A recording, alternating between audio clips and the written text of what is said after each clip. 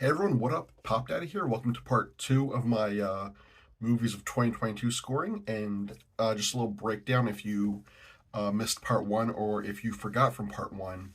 The scorings are AF for amazing film, GM for good movie, E for entertaining, TK slash BF for time killer slash background filler, and NWI for not worth it. Thank you all for checking this out, and I hope you enjoy the show. Now on to July. We have Thor Love and Thunder, and I'm putting this in E for entertaining. This movie, the Christian Bale played the bad guy in this movie, but the bigger villain was Tone Killer. This movie tried to be serious at one point and then try to be comedy at the next point and try to be shock comedy at the next point. The tone was all over the place. They say since Korg was telling the story, hopefully it's him messing it up. Like if a Ant-Man story was all messed up, it would be Michael Pena's character telling the story. But if you like the Chris Hemsworth Thor character, you'll probably enjoy this movie. Coming up next is League of Super Pets, the DC movie, starring Dwayne Johnson and Kevin Hart. This movie, definitely time killer and background filler. It's something to put on for the kids. It's not too threatening. There's conflict, but I mean, it's okay. You'll look over, you'll see Kevin Hart doing something Kevin Hart-ish, then you go back to what you're doing. Nothing too bad, nothing too big. Now on to August, we have Bullet Train, and Bullet Train is riding straight to the top with amazing film. This movie was so good and so random, and it was so crazy action. I really loved this movie, and I could not recommend it enough to everyone that I talked to about it. Brad Pitt does a great job. I'm not usually a Brad Pitt guy. Aaron Taylor Johnson does a great job. Everyone in their parts fits great together, and the conflict and everything like that. I loved it, and I'm pretty sure if you're a fan of over-the-top action, you'll enjoy it too. Like I said before, No Exit wasn't the only Hulu exclusive film. Next we have Prey, which is the Predator prequel. I did a review of this back over the summer. I loved this movie. I'm putting this in good movie because that's how much I enjoyed it. It's a good solid Predator film and a good solid story as well. Not quite amazing, but I'd say it's good. Coming up next is the Paramount Plus movie, Secret Headquarters, starring Owen Wilson. Could you imagine if Iron Man were Iron Man, but he'd also be a deadbeat dad who never had time for his child? That's pretty much what this movie is. Owen Wilson plays that character. His son discovers he is, then bad guys come, and Owen Wilson has to save the day while learning to be a good dad. It's okay. You sort of care about the people, but not too much. So, Secret Headquarters, time killer. Coming up next is Emily the Criminal. This one starred Aubrey Plaza as a girl who becomes a dummy shopper to to sell stolen goods.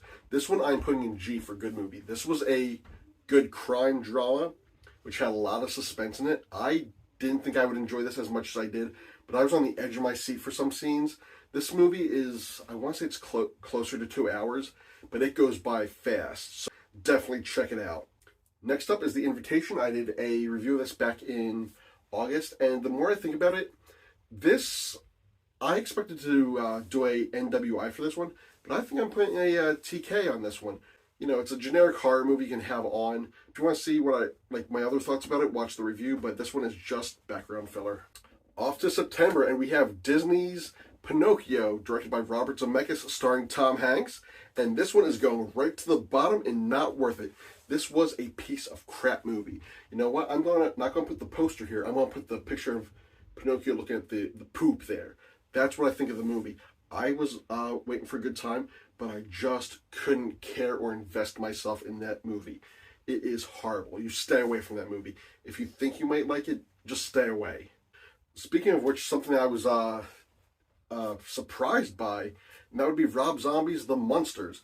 This one I am putting under E for entertaining. I think I started watching this expecting it to hate it, and I didn't. This was a decent flick. And like I said, if this came out when I was a kid, which is what Dylan from Icon vs. Icon said, if I was introduced to this as a kid, it would definitely be a Halloween viewing every year for me. So it wasn't a bad movie, and I mean, it wasn't the best. I think if the whole movie had been in black and white, it might push it over the edge from entertaining to good, but probably not. Next is Bros. This is under E for entertaining. This is a gay rom-com starring Billy Eichner. When the jokes fall flat, they fall flat. But when they Don't. He knocks him right out of the park. I'm a huge Billy Eichner fan, and I was expecting to love this, but it is a hard R also. So, best put the kids to sleep for this one. Next up on our buffet of nostalgia, we have Hocus Pocus 2. This one, time killer, background filler. If you enjoyed the original, you'll like this one. If not, just put it on while you do stuff. That's all I have to say. Nothing special about it. Off to October, and we have Halloween Ends, the final chapter of the Michael Myers saga that we know of. They'll bring him back. They always bring him back. And this one, for me, this was a middle-of-the-road horror movie and middle-of-the-road Halloween movie. So, it's middle of the road here, and that is E for entertaining. If you want a good horror movie, check it out. But if you're a Halloween fan, you're probably not going to like it. Next up is Terror Train, the Tubi exclusive.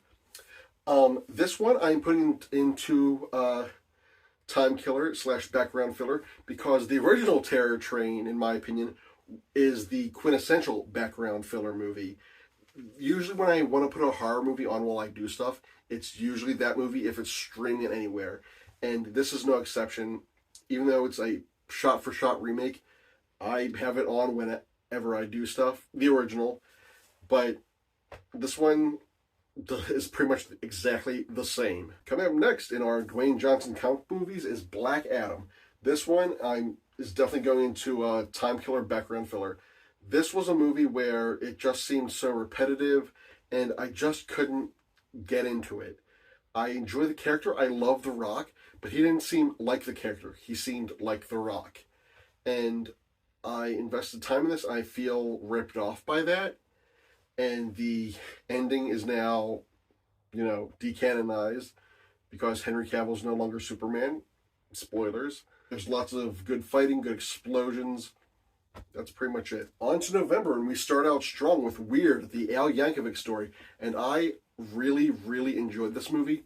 I wouldn't feel right putting it in Amazing Film, but I'm putting it under G for good movie and good time. This movie made me laugh a lot, and it was done very smart if you are familiar with Weird Al's story. If not, you're going to be thoroughly confused. But I loved this movie a lot, so G for good. Next is Black Panther, Wakanda Forever. I really did not know how they were going to pull this off without Chadwick Boseman, but they did a great job. I was on the fence about putting this in Amazing Film, so I didn't. I slid down into good movie.